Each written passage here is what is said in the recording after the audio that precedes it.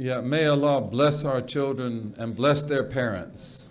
And my wife and I, you know, mashallah, many of you know my wife, many of these beautiful people here, because she was here with me when we were here.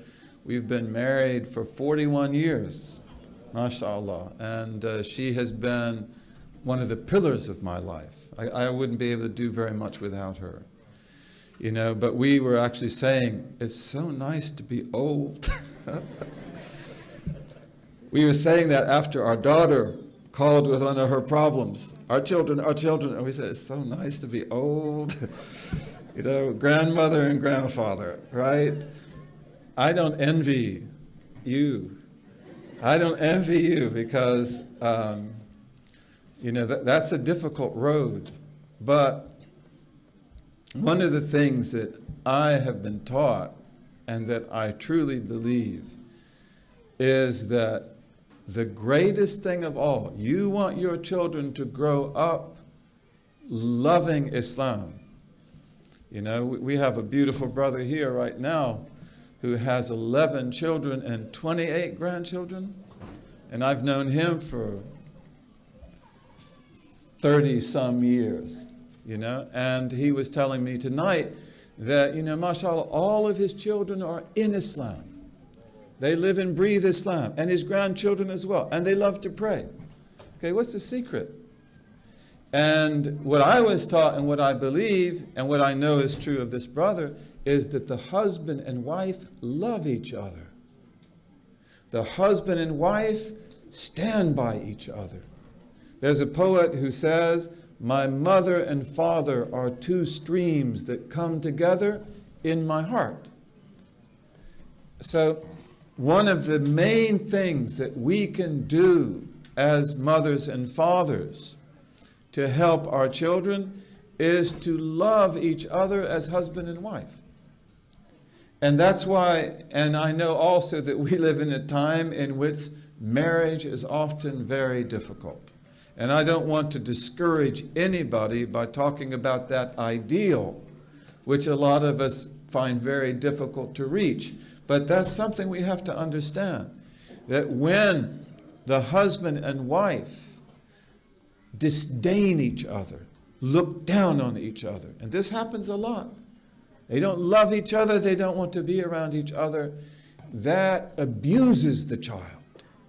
Because me, as a son, the thing that I am most proud of in the world is not the car my father drives, or the house he lives in, or the clothes he bought me, or the delicious food he put on the table, but that he loves my mother, and he understands my mother, and she loves him, right? And that's why we want to make our marriages work, bi-idhnillahi ta'ala. And there are many children who come from difficult families and broken families, and they're still really gems. Okay? Allah bless them. But if you look around and you see the children like the children of this brother, you will see that these children are strong children. And they are actually quite happy in Islam. And then look at the mother and father. And I can show you case after case where those mothers and fathers love each other. And although they've been married for 20 years or 30 years or more, it's still like the first day and the first night.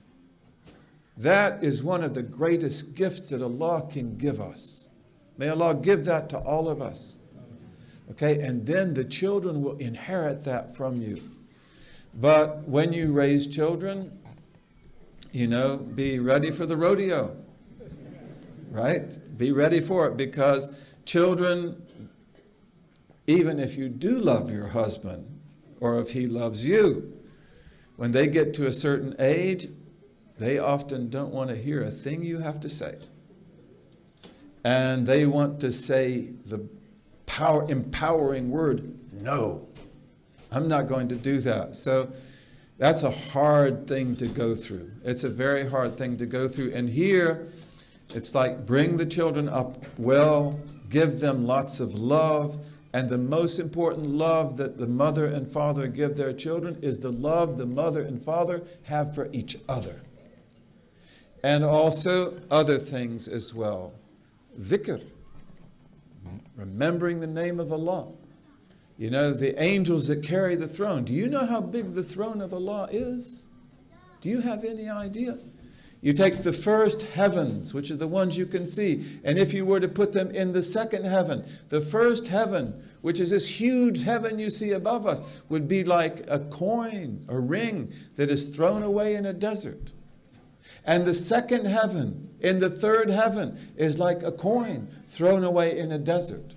And every heaven is like that. And when you get to the seventh heaven, which is the biggest of all, if you were to take that and put it and compare it to the kursi. What is the kursi? Am I sitting on a kursi? No. Kursi is a footstool. Kursi is not a chair. The kursi is the footstool of the throne. The king puts his feet on the kursi. Even though today we call this a kursi in Arabic, but in the Arabic of the Quran, the kursi is the footstool. Okay? The seventh heaven in the kursi is like a coin thrown away in a vast desert. And the Prophet told us the arsh, the throne of God, has no likeness. It is the greatest thing that God created. And it's carried by 8 angels. Angels are the most powerful of all beings in creation. And the Prophet saw Gabriel, alayhi salam, with all of his wings spread out from one horizon to another. Can you imagine how powerful he is? Gabriel. He took the cities of Sodom and Gomorrah and lifted them up and turned them over and crashed them down. And that lake which was there, and we know from archaeological records that there was a lake there and that there was a city of Sodom and Gomorrah. We know it was there. And it becomes the lowest place on the face of the earth, and the water is so salty you can't hardly drown in it. Okay, Gabriel does that. And there are 8 angels that carry the throne of Allah. 8. How big are they? How huge are they? And what did they do? Subhanallah wa bihamdihi, Subhanallah al-azim, Subhanallah wa bihamdihi, Subhanallah al-azim. They glorify Allah. And that's why when you say those words, Subhanallah wa bihamdihi, Subhanallah al-azim, the throne vibrates because you are now matching what the angels say. And what else do those angels say? They ask forgiveness for you. They ask forgiveness for the believers. Okay? So this is what we are all about. You know, this is what the human being is. Human being is a very special creature. And, you know, if we give our children the beauty of the dhikr, ala bi dhikrillahi tatma'innul qulub, it's only with the mentioning of Allah that these hearts actually find peace.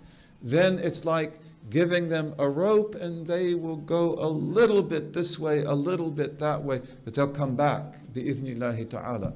But we ask Allah to protect our children. In many Muslim communities in the United States today, I don't want to even say what the percentage is. There is a large percentage of our young men and women who don't have much to do with us.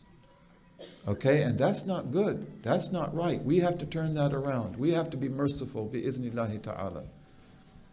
Inshallah.